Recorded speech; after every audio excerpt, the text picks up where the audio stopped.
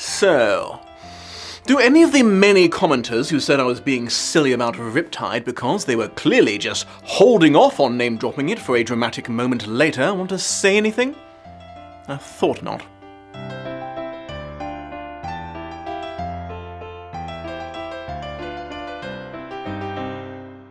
An almost inconceivably huge thank you to my patrons for making what I do possible, especially the big three, April Mack, Shelby Holtz, and beloved Sulfine. What up, mortals? Welcome back to a Lost in Adaptation and a comparison of the last episode of the new Percy Jackson series on Disney Plus to the relevant chapters of The Lightning Thief by Rick Riordan. If this is your first time stumbling onto this channel, there's the thing to start at the beginning. For everyone else, let's get this party started.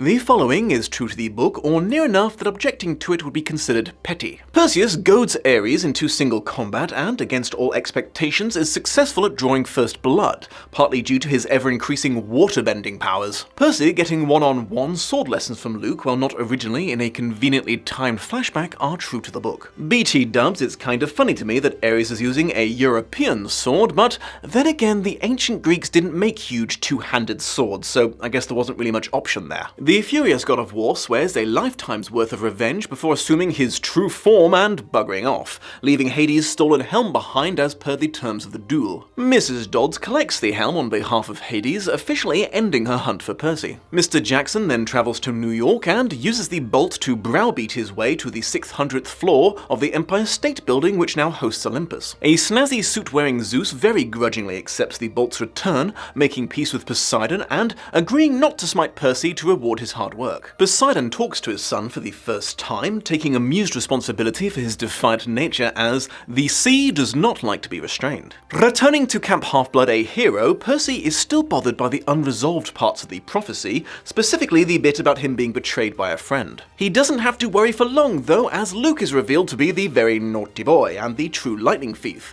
turned against the gods by his bitterness regarding parental neglect. Percy is reunited with his mother, but is very concerned about the impending return of Kronos. And in the post-credits sequence, Gabe is petrified by the head of Medusa, which the gods had marked return to sender. In a nice little detail, you can see Annabeth's father's class ring on the necklace that she gives to Percy for good luck, and I like that they called back to the blue food that Percy's mum made when she was feeling quirky. Some of these things happened out of their original order of events, but it does make sense in regards to the episode's pacing to wrap things up at camp before reuniting Percy with his mother. So, more here than I feared. There's nothing missing that would have usurped the overall story or left insurmountable problems with possible sequels. But Ares originally sicked a massive boar on Percy before fighting him himself, though Percy easily swallowed it using the sea. The human police also tried to interfere, so Ares blew up several cruisers. This was actually kind of important because the mist made it look like he was a shotgun-wielding maniac who had kidnapped 3 children, so he was subsequently retroactively blamed for all of the crime that Percy was wanted for, getting the lad off the hook. One must assume that the popos just forgot about him in the show.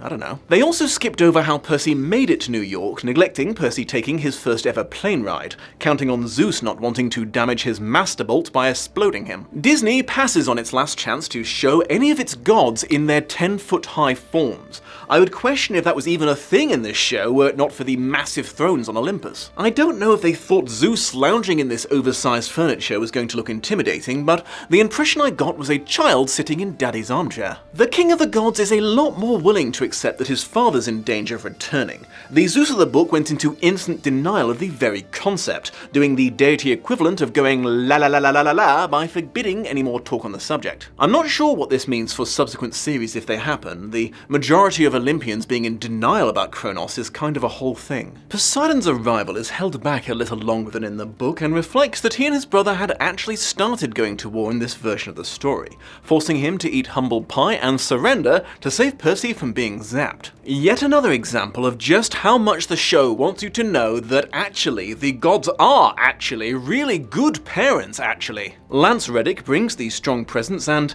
dignified pride to Zeus that I wish he'd been able to bring to Hades.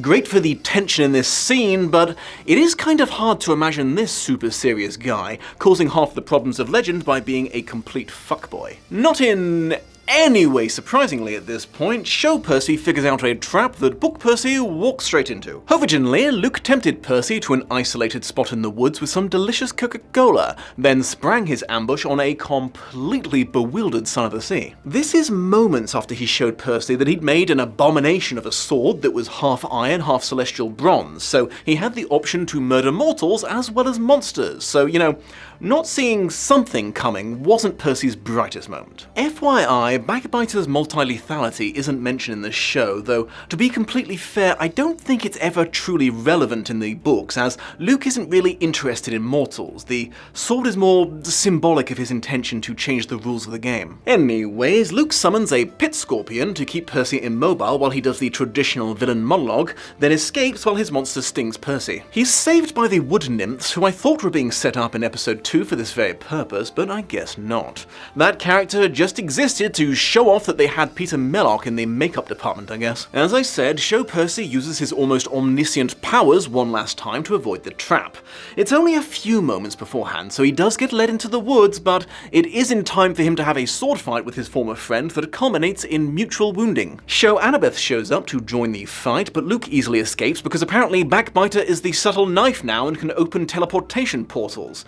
Wild coincidence that that's how I chose to make my entrance. I just thought that was cool, I swear. While my exasperation with Show Percy's Columbo-like ability to always know his enemy's next move has grown throughout the series, I guess I don't mind this particular example. It makes for a more sword-orientated finish to the story, and honestly, this is just a really well-done scene. The use of fireworks to make the lighting seem chaotic was inspired. While I was pleased that the line about Poseidon's precocious sea genetics was included, they cut out the following conversation where he tells Percy he's sorry that he was born because he now has to lead the probably tragic life of a hero. You can kind of see the point he was getting at, but his words could have been better chosen, as Percy cannot help but be hurt about his father lamenting his existence. I assume this was taken out to avoid the ambiguous nature of the god's love the show was clearly very desperate to avoid. This is replaced by Percy asking Poseidon if he ever dreamed about his mother, which seems like an unnecessarily odd way of asking if he still cares about her. There's a fake-out reunion between Percy and his mother, which turns out to be a dream, though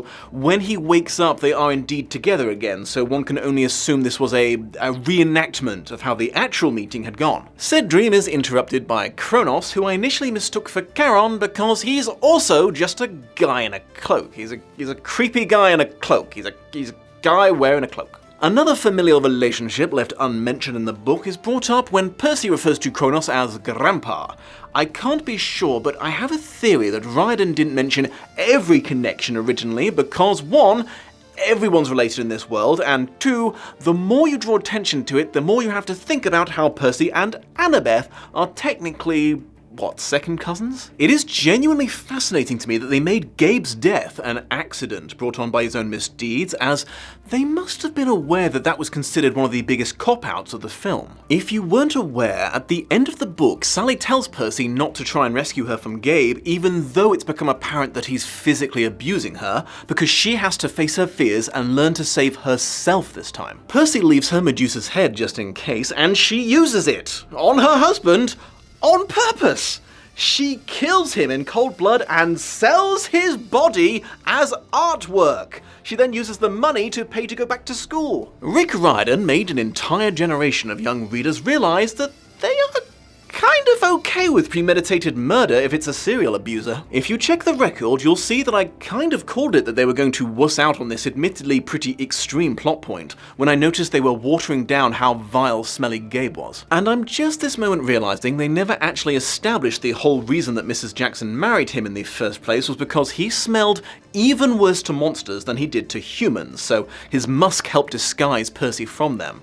I guess she just made some poor relationship decisions in the show, I don't know. Something I noticed was absent from the entire Disney Plus version was everyone's slightly awkward habit of specifying that they were defending Western civilization. All of Western civilization was in Percy's hand. Only Western, none of those darn Easterners, I guess. Some budget was evidently saved by having Mrs. Dodds turn up in human form, sans her sisters. Also, small thing, but the whole what comes from the sea will always return to the sea thing is kind of stepped on if the pearls can teleport people just wherever. Poseidon lacks his signature trident in the show, which I guess isn't that important to the plot, but it is the symbol for the series as a whole, so it's a little weird they felt they didn't need it. Speaking of iconic weapons, as mentioned in the cold opening, the show's last chance to remember that they hadn't established that Percy's iconic sword has a name has now passed by.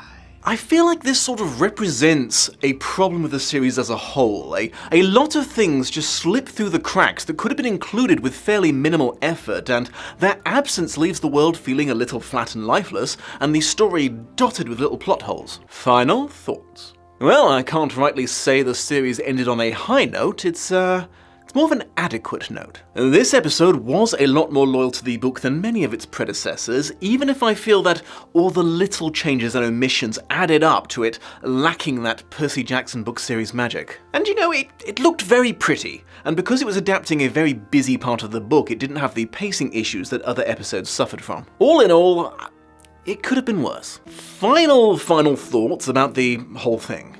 I would like to make it abundantly clear that I do not consider this series to be like an offense to the book or anything like that. If I were to use grades in my reviews, I'd probably say this was a B- adaptation. It should also be taken into account that I am significantly older than the target demographic, so I might just be yelling at a cloud here. As I've said before, I think a lot of my disappointment may have stemmed from expectations. Maybe I was reading what I wanted to read into Riordan and Disney's marketing, but I really thought they were going to commit more to recreating the details of the book, not just the overarching plot beats, and getting this Percy Jackson 2.0 really threw me off. Characters that are meant to be chill are serious, characters that are supposed to be serious are goofy, a ton of things don't get explained, I assume on the assumption that the audience already knows it, the cut corners to save money really stand out, and I just don't get the same level of deep understanding of Greek mythology that made the book so fun. This new Percy spends so much time effortlessly seeing through potential enemies' schemes, it almost feels like they were throwing shade on the book version of him, who they're kind of embarrassed of now. I don't know about anyone else, but I thought the main appeal of the boy was how relatable his extreme fallibility was. He made mistakes, he made a lot of mistakes, and